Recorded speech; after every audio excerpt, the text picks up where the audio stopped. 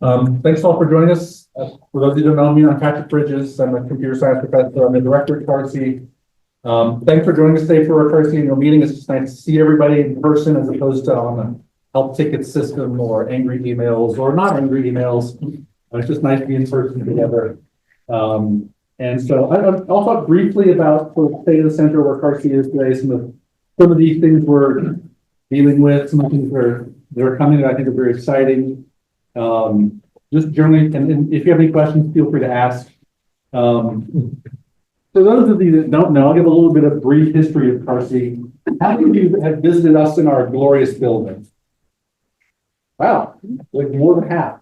So CARC was funded as the Army High Performance Computing Center in 1994 as a sister center for the Maui High Performance Computing Center. UNM owned the UNM had the contract for managing the Maui High Performance Computing Center from like 94 to 2001. And stood up CARC, basically Brian Smith and Frank Gilfeather and some others at that time. We're funded by overhead from the Office of Vice President for Research, and in some cases from direct costs from grants. We serve the entire UNM main campus, branch campus community. So 400 or more student and faculty researchers, staff researchers, dozens of departments from basically every college on campus. And so we really try to be this hub for interdisciplinary computation enabled research at UNM. So bring people together to talk about things to help people just do work that requires substantial computing. We're currently housed at the Gallus building at the corner of University and Central, the former Oldsmobile Cadillac dealership on Route 66. UNM is in the process of trying to repurpose that building. I'll talk briefly about that at some point a little later here. But just sort of a brief overview of CARC. One thing I always like to do is highlight research projects. One of the things I really enjoy looking at as director is sort of seeing the projects that come in over the course of the year to see the kinds of things people are doing. And as you can see, these are just some from the last year. Things like electron diffraction to polymers, but you name it. There's people using computers at CARC to do research on it, and I just find the diversity, to use a bad word, very very encouraging to see the wide range of things CARC researchers are doing. If you go into Cold Front, you can probably pull up this list of projects just for the regular user to see all the kinds of things that are going on at CARC today. And every month, Matthew used to read all the descriptions, and I look at some of them, and it's just exciting to see all the very novel and interesting, cool things people are doing. In terms of how CARC works, and this is something we discussed on the page, is that we provide general access to our systems to everyone on the main campus without charging you. Right? That doesn't mean it's free. The Vice President for Research pays this. And so anyone at UNM can create an account.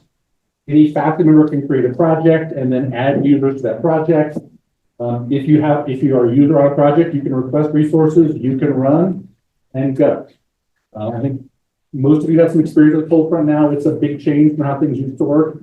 A bunch of you are in the process of doing your annual reviews now, which I think it's been very helpful for us. We start seeing all the publications and all the drafts of awards and the kind of things we support. It's been very interesting.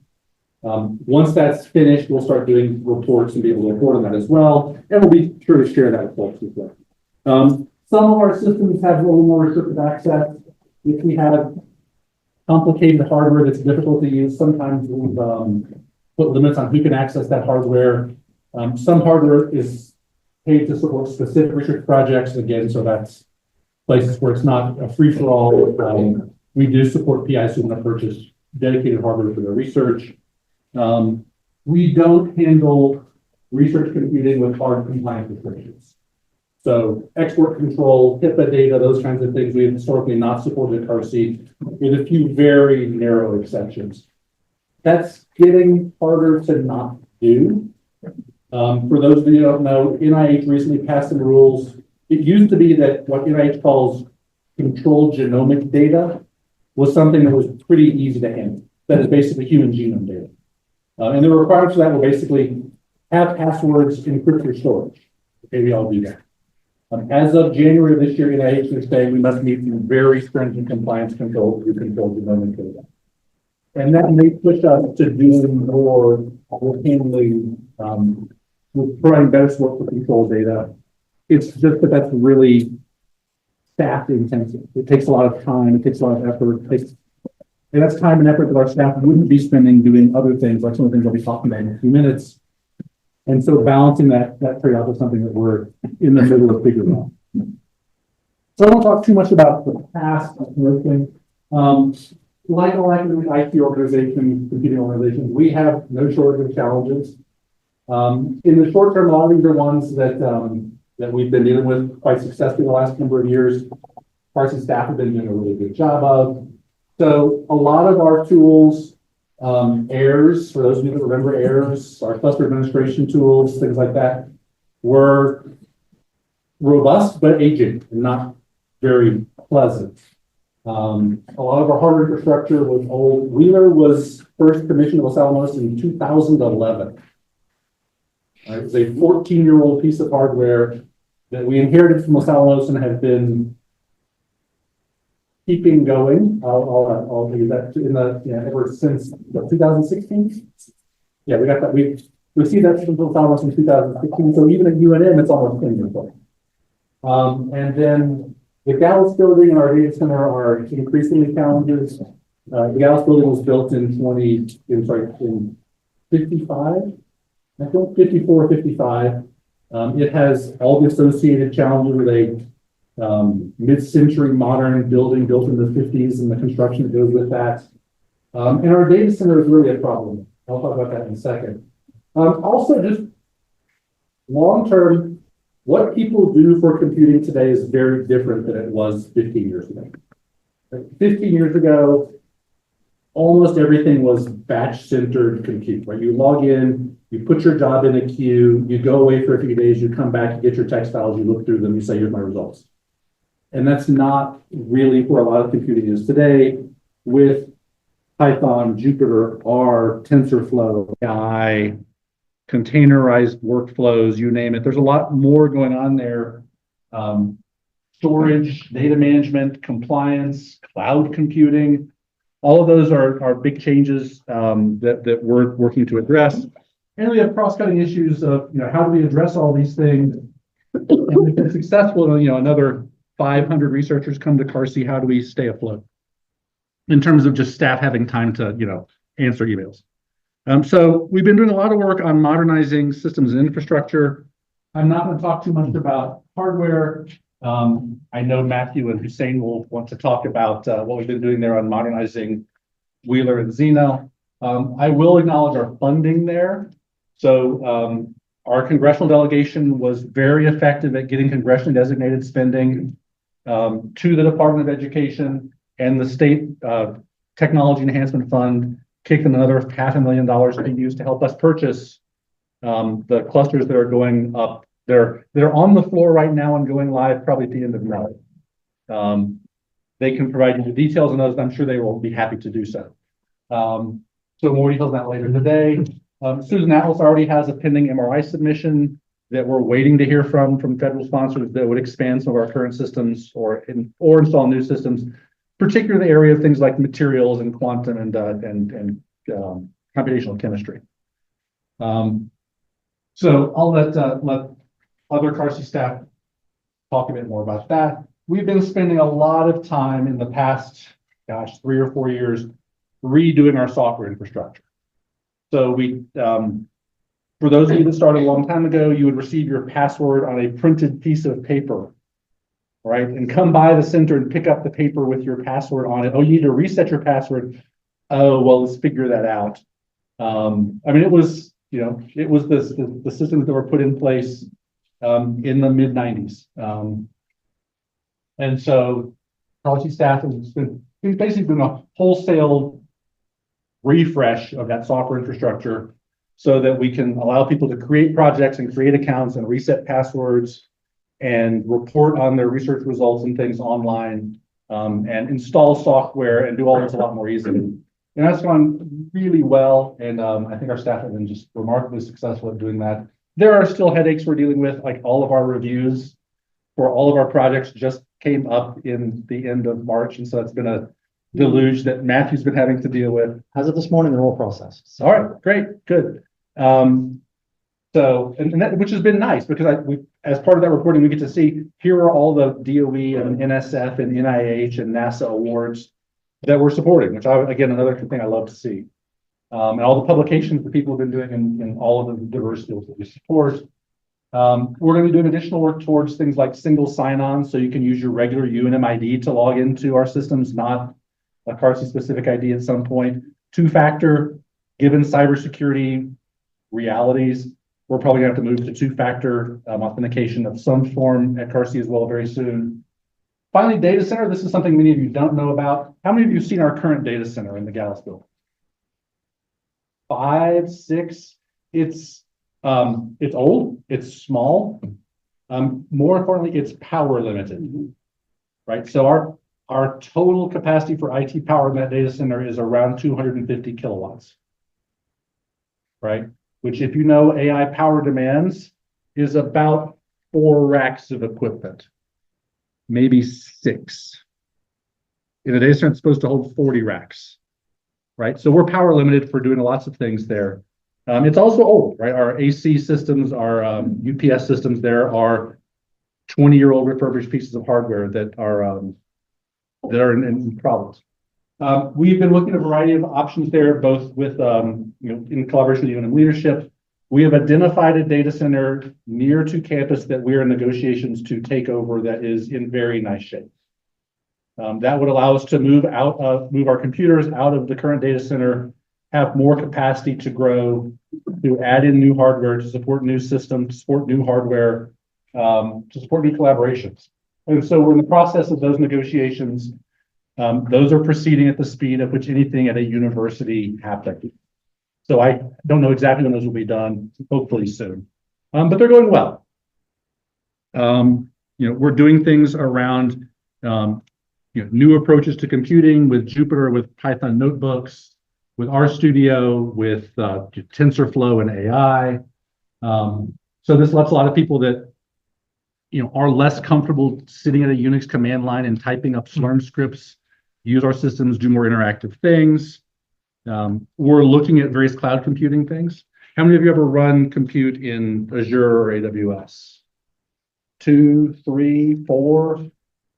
It's really nice in many ways. It's really expensive, right? So like if you look at prices, if you look at price per core hour, it's about 3 times more expensive per core hour in Azure or Amazon, even with the reserved instance on a 3-year contract, than it is to get something on, to run on-prem. And so someone still has to admin and support that and install software on that and help you troubleshoot your workflows. It's great for cycles, but they're expensive. If a university has sufficient demand for a resource, it's better to do it on-prem, which is why we need a data center, why we do things locally. For resources that are scarcer, for resources that aren't used as consistently, the cloud can make a lot of sense.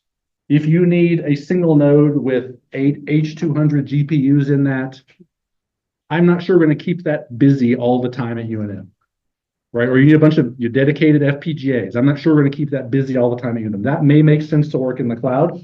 We've been having discussions with Azure and with Amazon that would allow you to, to queue up resources to the cloud from your current systems. You log into CARSI systems, and instead of submitting to the regular queue, here's a queue that goes to Amazon. And by the way, here's my index charge. Right? Because, I don't have a budget for Amazon. So the PI would have to pay for those cloud cycles. But if you're looking for a resource that we can't afford to have locally, that might be a way to do that. The last thing I want to talk about briefly is, first, I'd like to thank all the CARSI staff. Right. I mean, I can talk about this kind of things we've been doing. I'm not the one doing it. That's Hussein and Jen and Troy and Jose and Matthew and Nick and JJ and Samaya and all of our students and Annalise and Mariah, who really do the work to make the center happen. And so I'd like to just take a second and thank all of them for their hard work and join me in doing so. I think I really appreciate it. Right. I get to stand up here and talk about all the great things that you all are doing, but really that's all stuff that's enabled by all of their hard work. So we're looking at, and I think it's really important when we talk about cloud is about cycles. Most of our effort is not spent in a data center fiddling with hardware. Most of our staff's effort is spent in office hours with you, with your students, with your staff, in help ticket systems, installing software, doing the hands-on work to make your research happen.